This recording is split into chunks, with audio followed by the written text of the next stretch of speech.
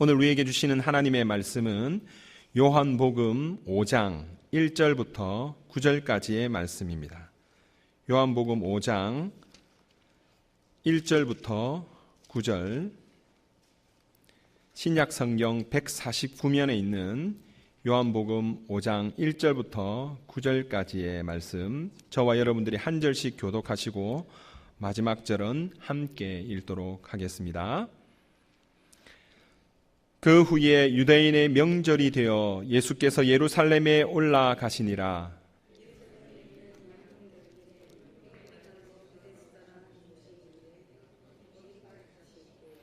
그 안에 많은 병자, 맹인, 다리 저는 사람, 혈기 마른 사람들이 누워 물의 움직임을 기다리니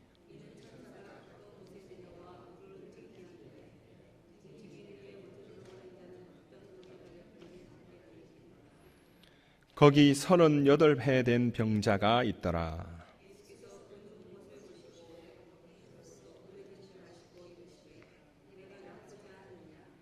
병자가 대답하되 주여 물이 움직일 때에 나를 못에 넣어주는 사람이 없어 내가 가는 동안에 다른 사람이 먼저 내려가나이다. 함께 읽습니다. 그 사람이 곧 나아서 자리를 들고 걸어가니라. 이날은 안식일이니. 아멘. 할렐루야. 오늘 하나님의 은혜를 사모하여 나오신 모든 분들, 하나님께서 여러분 한 분 한 분들에게 하나님의 계획이 있는 줄로 믿습니다. 하나님 여러분 한 분 한 분에게 하나님이 예비하신 복이 있는 줄로 믿습니다. 그 모든 은혜와 복이 이 시간 여러분 한 분 한 분에게 충만히 임할 수 있기를 먼저 주님의 이름으로 축복합니다. 우리 시간 옆에 분들 향해서 같이 한번 인사 나눌까요? 사랑합니다. 감사합니다. 축복합니다. 우리 한 번 더 인사하겠습니다. 말씀을 깨닫는 은혜가 있기를 바랍니다. 네. 오늘 읽었던 이 말씀은 우리가 잘 아는 말씀일 것입니다. 베데스다 연못이 있었는데 그 연못에 38년 동안 병들어 있었던 병자가 있었고 그 병자가 주님을 만남으로 그 오래된 병에서 나음을 입었다라는 것이 오늘 읽었던 요한복음 5장에 있는 말씀의 전체적인 내용입니다. 저도 이 말씀을 수도 없이 읽었고 또 때때로 이 말씀을 설교를 하기도 하였습니다. 그런데 이 말씀을 읽으면서 저는 말씀을 한 번씩 읽어가다가 이 말씀이 도대체 왜 이렇게 되었을까라고 궁금해질 때가 가끔씩 있어요. 여러분들 말씀을 읽으실 때 그냥 남 이야기처럼 읽으시지 않기를 바랍니다.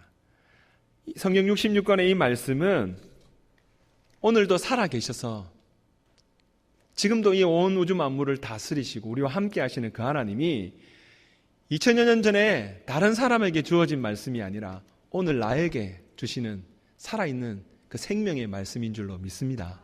이 말씀을 받을 때에, 말씀을 또한 읽을 때에 그냥 남 이야기처럼 읽으면 은혜가 없어요. 근데 이 말씀을 읽으면서 하나님이 도대체 이 말씀을 통해 제게 무엇을 말씀하시는가 귀를 기울여 들으시면 하나님이 반드시 말씀해 주십니다. 제가 이 말씀을 여러 번 읽는 가운데에 그냥 계속 조금 전에 말씀드린 처럼 그렇게 은혜를 받았어요. 하나님 38년 된 병자가 주님을 만나서 나음을 입었습니다. 참 감사합니다. 그랬는데 갑자기 어느 날 이 말씀을 읽는데 말씀이 저에게 탁 부딪히는 거예요. 그냥 넘어갈 수가 없는 거예요.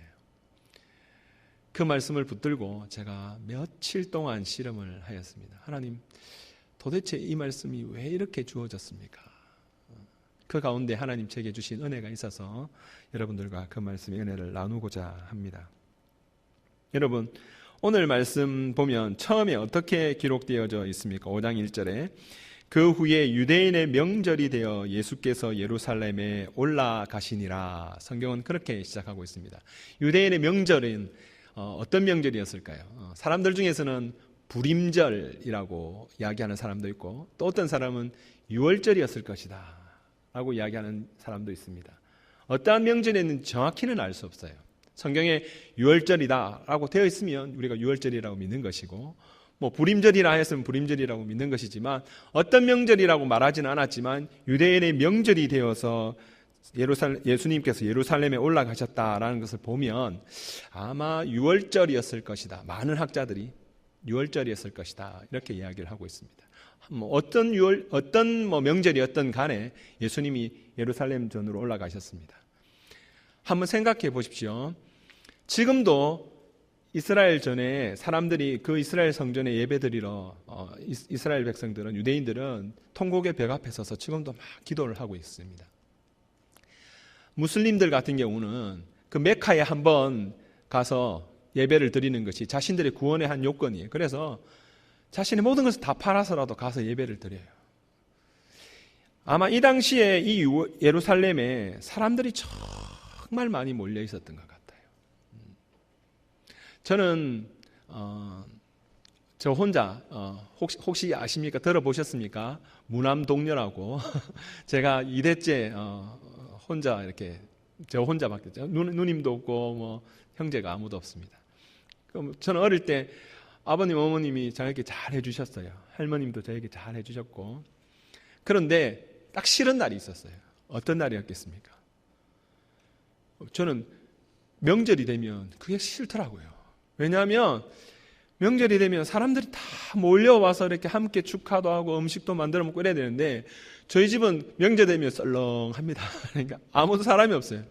명절 되면 괜히 싫은 거예요. 막 친척들이 오고 사촌들이 와서 이렇게 함께 즐거워해야 되는데 저희는 그런 게 없으니까 명절이 되면 마음이 좀 외롭고 괜히 쓸쓸하고, 물론 뭐 앉아서 하루 종일 TV 보고 앉아 있었는지 모르겠지만 제 마음속에 명절은 싫어 이런 생각이 계속 있었어요.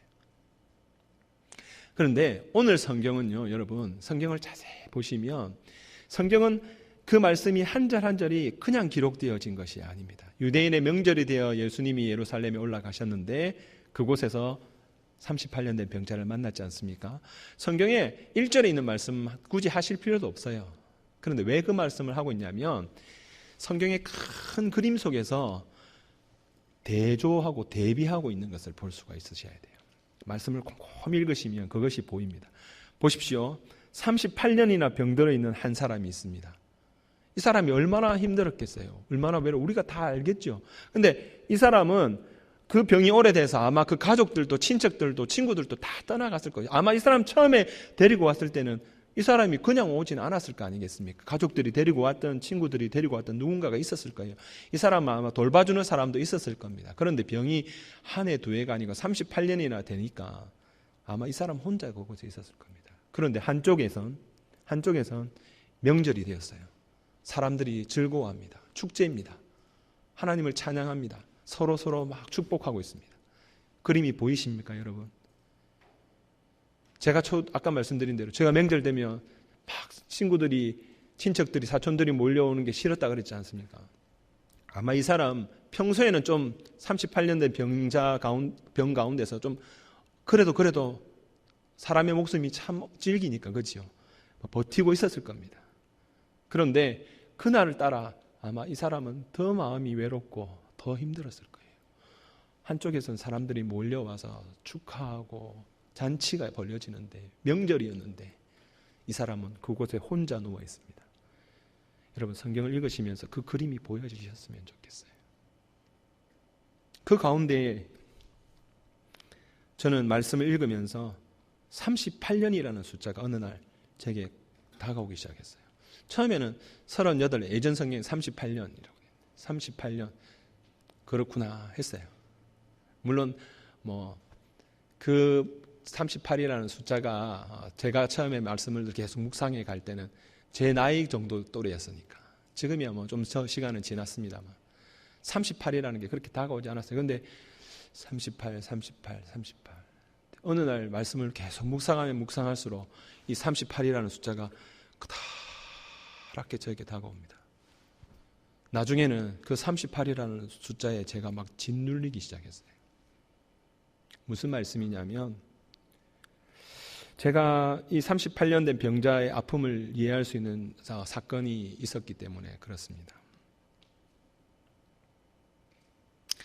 저는 조금 전에 말씀드릴 때 저 혼자 이렇게 자랐다고 말씀드렸지 않습니까? 그런데 어릴 때 아버님께서 좀 사업이 힘들어지셔서 제가 초등학교 3학년 이후부터는 아버님, 어머님이 저를 돌봐주지 못하셨어요. 저를 유일하게 돌봐주셨던 분은 할머님이셨어요. 할머니. 사랑이 내리사랑이라고 그러죠. 그죠? 부모님보다 그 조부모님들이 그 손자 손녀를 더 끔찍히 아끼시죠. 저희 할머님도 그러셨어요. 제가 기억나는 바대로 할머님 저에게 단 한 번도 안 돼, 싫어, 노 하신 적이 없었어요. 정말입니다. 당신 입에 드시고 계시던 것조차도 어린 손자가 달라고 하면 주시던 분이셨어요. 저는 어릴 때 그 할머님 사랑으로 컸습니다. 아마 그 할머님 사랑이 없었다면 지금 제가 이 자리에 있지 못하겠지요. 그런데 그 할머니가 하루는 이렇게 계시는데 자꾸 소화가 안 되신다는 거예요. 그때 집안 형편이 좀 어려웠으니까 먹는 것이 그렇게 대단하지는 않았습니다만 그래도 음식을 이렇게 드시는데 소화를 시키셔야 되잖아요. 근데 자꾸 속이 더부룩하고 소화가 안 된다 그러시는 거예요. 그게 한 달, 두 달 계속 진행되시니까 나중에는 음식도 잘 못 드셔요. 자꾸 여유 가시고 너무 힘들어 하셔요. 집안이 좀 어려웠지만 사람이 병들었다는데 어떡합니까? 병원을 갔죠. 모시고 병원을 갔습니다. 병원을 갔더니 병원에서 의사가 진찰하더니 빨리 큰 병원으로 가보라는 거예요. 큰 병원에 갔습니다. 의사가 여러 가지 검사를 하더니 바로 가족들을 불렀습니다. 검사를 해보니까 위암이 온몸에 퍼져서 3개월, 길면 6개월 정도 살 것 같은데 어떡하겠냐고 급하게 다시 수술실로 들어갔습니다. 개복이라고 하죠. 이렇게 배를 이렇게 갈라서. 왜냐하면 다 알 수 열어봐야지 정확히 아니까. 배를 이렇게 갈라보더니 의사가 또 다시 가족을 불렀습니다.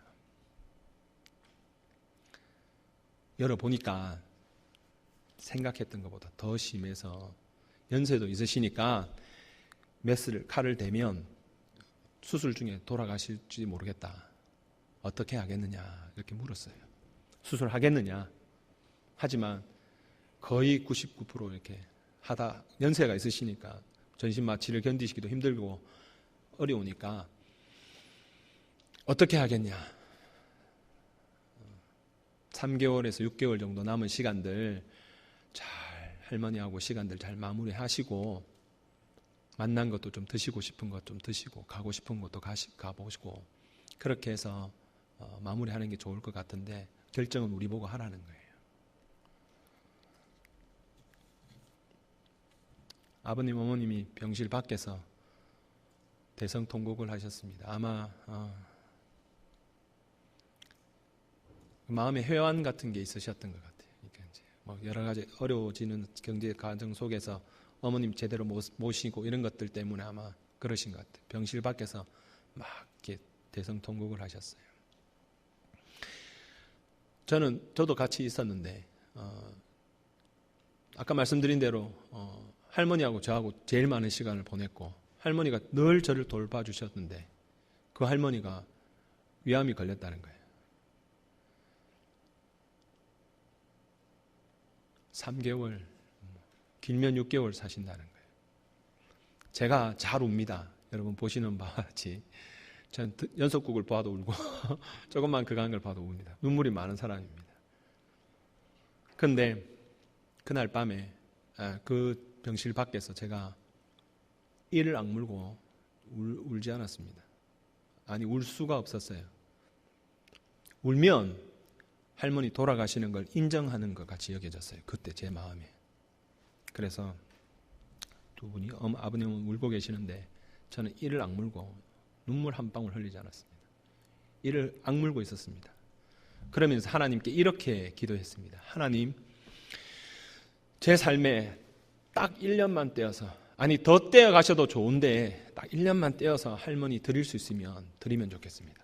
제가 그동안 늘 사랑을 받기만 했습니다. 달라고만 했습니다.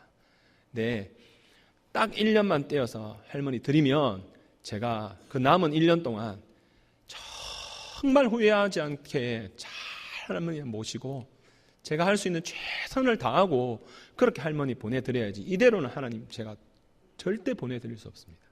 제가 병실밖에 이를 악물고 그렇게 하나님께 씨름하고 있었어요. 아마 아버님 어머님 저보고 독하다고 하셨을 거예요. 그 상황 가운데 눈물 한 방울 흘리지 않고 있었으니까. 그런데 여러분, 어떤 일이 일어났는지 아십니까? 하나님이 제 기도를 들으셨는지 그 이후로 할머니가 8년을 더 사셨어요. 이렇게 하면 놀래야 될 때 안 놀래면 제가 놀랍니다. 그러니까 8년을 더 사셨어요. 근데 제가 말씀드리고 싶은 건 8년을 더 사셔서 감사하다, 그런 말씀을 드리고 싶은 게 아니에요. 제가 병실 밖에 서서 하나님과 씨름을 했다 그랬지 않습니까? 제 삶에 1년, 아니 10년 또 떼어드릴 수 있을 것 같았어요. 그래서 하나님 제발 좀 살려달라고 그렇게 기도했던 제가, 할머니가 그 위에 8년을 더 사시는데 1년, 2년은 열심히 했어요. 물론 여러 가지 힘들어서 아르바이트하고 막 바쁘고 힘들지만 제가 할 수 있는 최선을 다했어요. 제가 가지고 있는 제일 좋은 건, 제가 어떨 때 제가 그때 고액과의 선생님이었습니다. 벌써 20여 년이 넘은 24, 5년 전에 제가 과외를 하면서 거의 그때 돈으로 100만 원을 받았으니까. 근데 가면 고액과의 선생은 편합니다. 비싼 돈 주고 과외를 하니까 부모님들이랑 주변에 다 알아서 해줍니다. 막 미리 준비를 다 시켜놓습니다. 예습도 다 시켜놓고 숙제도 다 시켜놓고 음식도 좋은 거, 제가 그때 보지도 듣지도 못했던 음식도 갖다 놓습니다. 그러면 그걸 제가 먹을 수가 없어서 싸와서 할머님 갖다 드리고 그랬어요. 그런데 1년, 2년 지나니까 어떻게 되는 줄 아십니까? 제가요, 지치는 거예요. 집에 환자분이 계신 분들 아마 아실 겁니다. 집에 들어가니까 위암이 걸리셨으니까 더 하나님이 고쳐주시면 그냥 그 자리에서 깨끗하게 낫게 해주시면 좋았으련만, 아니 병원 갖고 계신데 병원은 계속 다니셔야 되는데 살아 계시는 거예요. 집에 가면 냄새가 나요. 그 환자 냄새, 병든 사람 냄새가 나요. 가족들이 점점 지치는 겁니다. 여유라도 있었으면 뭐 간병인이라도 드리고 했겠지만 할 수가 없으니까 지쳤어요. 1년, 2년까지는 어떻게든 버텼습니다. 3년, 4년. 그 이후로는 기억도 나지 않습니다. 한 4년쯤 지나니까 제가 하나님 앞에 기도를 하고 있는데 어떻게 기도를 하고 있냐면, 할머니 위해서 기도는 한마디도 없어요. 하나님 너무 힘들어서 죽을 것 같습니다. 하나님 한 번만 좀 살려주세요. 빨리 할머니 좀 데리고 가주세요. 이건 좀 좋게 말한 거예요. 하나님 빨리 할머니 죽었으면 좋겠습니다. 이렇게 기도했어요. 더 심하게 기도했어요. 그렇게 8년이 갔어요. 제 삶 가운데 아마 제가 제일 힘들었던 시간들이었습니다. 8년이었어요. 8년. 몇 년이었다고요? 8년요. 그런데 남의 이야기처럼 읽었던 이 성경 말씀을 읽고 있는데 이 38이라는 숫자가 다가오기 시작하더라니까요. 8년을 동안 죽을 것 같았어요. 정말요. 견딜 수가 없었어요. 아버지 어머니랑 다 함께 죽자고도 이야기했어요. 견딜 수 없는 8년의 시간들을 보냈는데 이 환자는 몇 년 동안 누워 있었냐면 38년이었다고요. 제가 그것이 마음에 부딪히기 시작하는데 그날 얼마나 울었는지 몰라요. 얼마나 하나님 앞에서 떼굴떼굴 굴렀어요. 하나님, 얼마나 힘들었을까? 얼마나 외로웠을까? 그 상상할 수 없는 그 삶의 무게가 이렇게 다가오기 시작하는 거예요.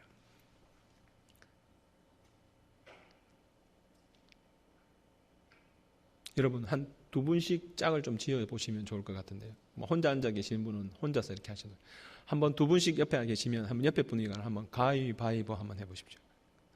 제가 한번 해보십시오. 괜찮아요. 가위바위보 두 분씩 이렇게 한번 해보십시오. 안 하시는 분은 왜 안 하십니까? 혹시 이기신 분 손 한번 들어보세요. 이기신 분은 진분의 팔을 한번 힘껏 한번 꼬집어보세요. 혼자 계시는 분은 자기 혼자 스스로 이렇게 막 꼬집어보세요. 진짜 아프게. 그냥 대충 하지 마시고 한번 꼬집어보세요. 네, 이긴 사람이 꼬집어야죠. 그리고 나서요, 그분을 딱 보고 이렇게 한번 물어보세요. 꼬집으셨어요? 뭐 아예 아프다는 비명소리가 안 들리는 건 제대로 안 꼬집으셨다는 거예요. 그럼 꼬집으셨어요? 이게 그리고 나서 그분을 딱 보고 장난치듯이 하지 마시고 아프냐 이렇게 물어보세요. 진짜 힘껏 꼬집고. 제가 이전에는 이게 뺨을 때리라고 했는데 그건 조금 예배 시간이 그런 것 같고요. 제가 청년들이나 학생들 예배 때는 그렇게 합니다. 여러분 진짜 세게 꼬집었어요, 팔을. 아니면 세게 때렸습니다. 그리고 나서 그 사람을 딱 쳐다보고 아프냐 이렇게 묻는 건 정말 아픈 게 궁금해서 묻는 겁니까? 놀리는 겁니까? 오늘 성경을 읽었는데 제가 38이라는 그 삶의 무게 때문에 너무 제 마음이 아픈 거예요. 그 사람이 너무 안 된 거예요. 그래서 그것 때문에 막 하나님을 울면서 기도하고 있는데 갑자기 이 말씀이 제게 너무나 이상하게 다가오는 거예요. 조금 전에 옆에 사람 꼬집거나 때리고 나서 아프냐고 묻는 것처럼 예수님이 그렇게 하시는 것처럼 보이는 거예요. 제가 믿는 예수님은 우리가 힘들고 어려울 때 먼저 찾아오셔서 우리를 붙들어 주시고 위로해 주시는 분이셨습니다. 내가 울면 나보다 더 내 옆에서 함께 울어주시는 분이셨어요. 단 한 번도 나를 포기하거나 버리지 않는 분이셨습니다. 그런데 그 주님이 오늘 너무나 이상한 행동을 하고 계시는 거예요. 오늘 말씀을 보시면 그 환자가 병이 오래된 줄 아신다 하셨어요. 저보다 더 이 환자가 얼마나 힘들었을지 얼마나 외로웠을지 알고 계시는 분이세요. 그분 하나님이세요.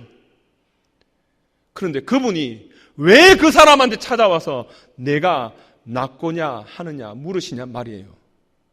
제가 아는 분이라면 찾아가셔서 예수님과 함께 울어주셨을 거예요. 부둥켜 안고 내 아들아 얼마나 힘들었니? 얼마나 외로웠니? 내가 안다. 함께 울어주셨던 분이에요. 그런데 왜 주님이 찾아오셔서 그 환자의 병이 오래된 줄 아시는데 찾아와서 내가 낫고자 하느냐 물으시냐고요.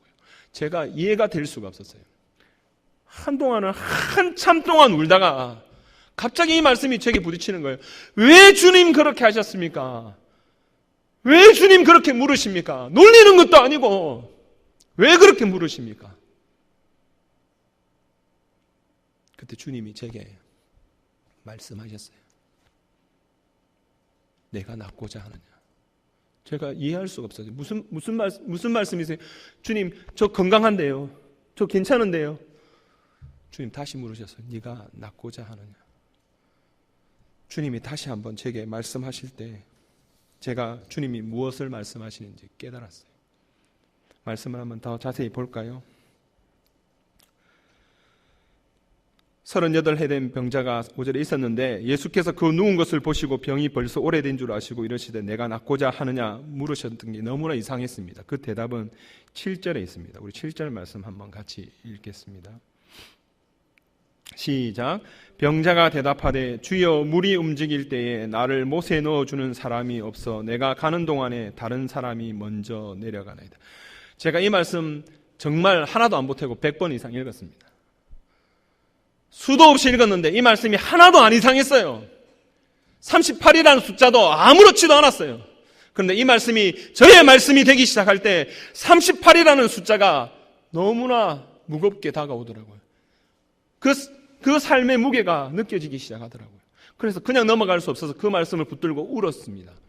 그런데 예수님이 물으시는 그 질문이 사람을 놀리는 것처럼 조금 전에 옆에 사람을 꼬집거나 때리고 나서 아프냐고 묻는 것처럼 그렇게 다가오기 시작했어요. 그러니까 제가 주님 왜 그렇게 하셨습니까? 그런데 주님 저에게 네가 낫고자 하느냐 물으셨어요. 2번이나. 네, 그 대답을 7절 말씀 보면 알았습니다. 병자가 대답하되 주여 물이 동할 때 나를 못에 넣어주는 사람이 없어 내가 가는 동안에 다른 사람이 먼저 내려갑니다. 아무렇지도 않았다니까요. 그런데 알았어요. 이 사람한테 찾아와서 내가 낫고자 하느냐 물으면 뭐라고 이야기해야 됩니까? 예 주님 제가 낫기를 원합니다 이렇게 기도해야 돼요. 그렇게 간구해야 돼요. 그런데 이 사람은 마음의 소원이 바뀌었어요. 베데스다 연못가에 처음에 왔을 때는 당연히 낫기를 원했겠죠. 어느 환자가 낫기를 원하지 않겠습니까? 낫기를 원하는 겁니다. 하지만 1년, 2년 있으면서 물이 동한다라고 하였을 때 사람들이 다른 사람이 먼저 내려가서 병이 낫는 거예요. 자꾸만. 자기는 구동할 수가 없는데 자기 주변에 가족들도 있었고 친구들도 있어서 내려가라 했지만 다른 사람이 먼저 가버리는 거예요. 그걸 한 해, 두 해, 5년, 10년 계속 봤어요. 이제 친구들도 떠났어요. 가족들도 떠났어요. 자기 혼자 들어 누워 있어요. 아무런 소망이 없어요. 병이 나았으면 좋겠다는 마음은 이미 포기했는지도 몰라요. 자기 소원은 한번 저기 들어가 보는 거예요. 여러분, 이 말이 똑같이 들리시는지 모르지만 다른 말이에요. 제가 이 말씀을 붙들고 또 다시 거꾸러졌습니다. 하나님, 그렇습니다. 제가 낫기를 원합니다. 제 육체는 멀쩡한데 제 마음이, 제 생각이, 제가 하나님 앞에 서 있는 제 신앙이 병들어 있는 거예요. 제가 사역자가 되기를 소원하고 잘 다니던 연구소 그만두고 신학을 시작했습니다. 전도사가 되어서 사역을 시작할 때 하나님 아골골짝 빈들에도 내가 복음 들고 가겠습니다. 이름도 없이 빛도 없이 내가 섬기겠습니다. 내가 하나님만 바라보며 그렇게 나아가겠습니다. 그렇게 사역했습니다. 그런데 시간이 지나고 강도사가 되고 목사가 되고 교회에서 점점 시간이 지나니까 제 모습이 바뀌는 거예요. 세상에서 성공하기를 원하는 것처럼 교회에서도 인정받고 성공받기를 원하는 거예요. 그 자체가 저는 나쁘다고 생각하지 않아요. 하지만 제가 주님만 바라보는 것에서 자꾸 제 눈이 다른 곳을 바라보고 있었어요. 어쩌면 좀 더 괜찮은 목사, 설교 잘하는 목사, 찬양 인도 잘하는 목사, 그런 목사로 인정받을까? 그게 제 마음속에 관심이 자꾸 되어가고 있더라고요. 제 속에 있는 하나님을 향한 제 마음이 자꾸만 변해갔어요. 이 환자가 병 낫기를 소망하는 마음이 변해서 그 베데스다 연못가에 한번 들어가 보는 게 소원이 된 것처럼 제가 하나님 앞에서 제 마음의 본질이 자꾸만 변해가 있더라고요. 주님이 이 말씀을 읽는데 저한테 네가 낫고자 하느냐 물으실 때 제가 처음에는 주님 무슨 말씀이세요? 했는데 다시 한 번 더 네가 낫고자 하느냐 하실 때 그 마음을 알았어요. 그 마음 앞에 거꾸로졌어요. 주님, 제가 낫기를 원합니다. 제가 처음에 하나님 말씀대로 살기를 원하고 내가 죽으면 죽겠습니다. 내가 굶으면 되지 않습니까? 하며 복음 속에서 하나님 내 삶을 드리겠다고 하셨던 그 자리로 하나님 제가 돌아갈 수 있었으면 좋겠습니다. 제가 제 마음이 나았으면 좋겠습니다. 제 영혼이 나았으면 좋겠습니다. 하나님 앞에 그렇게 기도했습니다. 그날 밤에 참 많이 울었어요. 시간이 가면 갈수록 점점 제 모습이 바뀌어 가더라고요. 여러분 어떠세요? 오늘 말씀 읽으면서 여러분이 하나님 처음 사랑하시고 하나님 앞에 자신의 삶을 드리려고 했던 그때가 있었지 않습니까? 우리 첫사랑이 있었죠. 우리를 부르시는 그 자리가 있었죠. 그런데 어느새 시간이 지나서 믿음 생활, 신앙 생활 하면서 우리의 모습은 하나님 바라보지 못하고 자꾸 사람 바라보고 있지 않습니까, 여러분? 환경 탓하고 환경을 바라보고 있지 않습니까? 여러분이 부르신 그 삶의 본질의 자리에서 벗어나서 엉뚱한 길로 가고 있지 않냔 말이에요. 그건 병들어 있는 거예요. 말씀을 읽으시면서 이 말씀이 나의 말씀이 되면 오늘 주님께서 우리를 향해 내가 낫고자 하느냐 물으신단 말이에요. 그때 주님 딴소리 하지 말고 하나님 이건 어떻고 저건 어떻고 딴소리 하지 말고 예 주님 제가 낫기를 원합니다. 한 번만 하나님 나를 살려주옵소서. 예수 믿는 사람이 은혜 떨어지면 죽습니다. 우리가 하나님의 은혜 안에 거하면 우리가 문제거리처럼 보이는 건 문제가 아닙니다. 왜요? 하나님 지금 살아계시지 않습니까? 금도 내 것이고 은도 내 것이고 하나님이 모든 것의 주인이 되시는 분이에요. 하나님 마음에 들고 하나님께만 속해 있으면 하나님이 책임져 주시는 거예요. 내가 하려고 하니까 힘든 거예요. 내가 부둥켜 안고 있으니까 힘든 거예요. 그것 때문에 지치는 거예요. 자기가 병든 줄도 몰라요. 그냥 사는 거예요. 그렇게 믿음 생활하는 거예요. 그러면서도 자꾸만 와서 다른 사람 판단하고 정죄하고 이렇게 살아요. 은혜가 없어요. 기쁨이 없어요. 감사가 없어요. 예수 믿는데 하나님 우리 구원해 주셨는데 감사해야죠. 그렇게 예배를 드려야죠. 예배 드리는데 한번 하나님 은혜 때문에 펑펑 소리내 울어보신 적이 도대체 언제입니까? 하나님이 내 아들아, 내 딸아, 내가 너 사랑한다. 내가 널 축복한다. 그 말씀 때문에 엎드려서 울어보신 적이 도대체 언제냔 말이에요. 예배에 오는데 기대도 없어요. 소망이 없어요. 그냥 늘 소망은 세상 사람들이 원하는 무엇을 먹을까, 무엇을 마실까, 무엇을 입을까, 그건 세상 사람들 다 하는 거 아닙니까? 저는 예수 믿는 우리가 그 속에 매여 있으면 이 세상에 가장 불쌍한 사람이라고 생각해요. 오늘 이 시간 우리 주님, 우리 한 사람 한 사람에게 말씀하십니다. 물으십니다. 네가 낫고자 하느냐? 그때 딴소리 하지 마시고, 주님, 제가 낫기를 원합니다. 나를 살려주옵소서. 나를 한 번만 도와주옵소서. 믿음으로 고백하는 여러분 되시기를 주님의 이름으로 축복합니다. 하나님 그렇게 하셨어요. 그런데 우리가 잘 아는 바대로 이 사람이 엉뚱한 소리를 했죠. 저는 믿음의 고백 강구하는 거 참 중요하다고 믿습니다. 하지만 말씀을 보면서 꼭 한 가지 놓치지 않아야 할 것이 있습니다. 그것이 무엇이냐면 우리가 하나님 앞에 무엇을 했다고 해서 그 결과로 하나님이 은혜 주시는 것 아닙니다. 기억하십시오, 여러분. 이 자리에 앉아 계신 분들 중에서 하나님 앞에 자신 스스로 나온 분은 단 한 분도 없어요. 이 사람도 엉뚱한 대답을 했어요. 그러면 은혜를 받지 못했어야죠. 그런데 그렇지 않으셨어요. 엉뚱한 대답을 물에 넣은 천자가 없습니다 라고 했을 때도 예수님이 8절에 무엇이라 말씀하십니까? 예수께서 이르시되 일어나 내 자리를 들고 걸어가라. 하나님 은혜를 베풀어 주셨어요. 할렐루야. 우리가 하나님의 그 은혜를 바라보셔야 됩니다. 내가 가는 것이 아니라, 내가 가진 무엇이 아니라 은혜 받았고 구원 받았기 때문에 하나님의 은혜 받은 자들처럼 사는 것이지, 내가 뭔가 했기 때문에 하나님 앞에 요구할 수 있는 게 아니에요. 우리의 구원은 우리의 선함의 행동에 의해서 이루어지는 것이 아니라 오직 예수 그리스도의 보혈의 공로를 믿음으로 주어지는 것임을 믿으시기 바랍니다. 그 은혜로 사는 거예요. 그 은혜로 우리가 믿는 거예요. 이 사람이 엉뚱한 소리 했는데 일어나 걸어가라 하셨습니다. 그랬더니 어떤 일이 일어났습니까? 우리 9절 다시 한 번 더 읽어보겠습니다. 시작. 그 사람이 곧 나와서 자리를 들고 걸어가니라. 이랬습니다. 1시간, 2시간만 무릎 꿇고 있어 보세요. 일어나기가 쉬우신지. 다리 지내려서 못 일어나요. 38년이나 누워 있었어요. 저는 이런 분 알아요. 루게닉병 결린 분이 제 교구에 계신 분 한 분 계셨기 때문에 10년 정도 누워 계셨는데 온 몸에 욕창이 생기고 뼈가 다 굳어서 꼼짝도 할 수 없는 분 보았습니다. 제가 늘 가서 매주 기도해드린 분이 있습니다. 38년 누워 있었어요. 몸이 절대 성하지 않습니다. 절대 거동할 수 없습니다. 그런데 우리 주님의 은혜가 임하면 어떤 일이 일어나는 줄 아십니까? 38년이나 누워 있었던 사람이 그 자리에서 그 자리를 들고 일어나 걸어가는 역사가 일어나는 줄로 믿습니다. 하나님의 은혜가 함께하면 38년 된 병자가 일어나는 것처럼 우리 가운데에 아무런 소망이 없고 아무런 희망이 없는 그러한 것 같을 때에도 우리가 다시금 벌떡 일어나게 될 줄로 믿습니다. 하나님의 은혜의 경험을 경험하고 우리 교회가 다시금 하나님의 영광의 역사로 나아가게 되어질 줄로 믿습니다. 여러분 그것을 바라보시고 나아가셔야 돼요.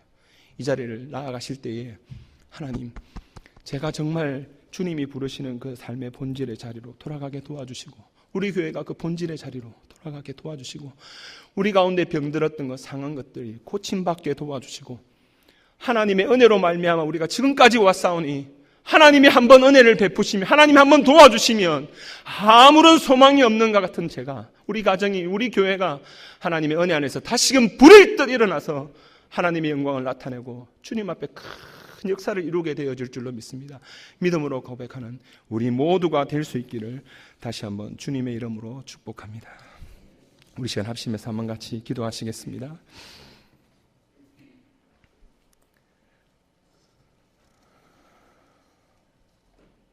하나님 아버지, 오늘 우리에게 주시는 주의 말씀을 따라 우리가 주님 앞에 다시금 주님이 우리를 부르신 그 은혜의 자리,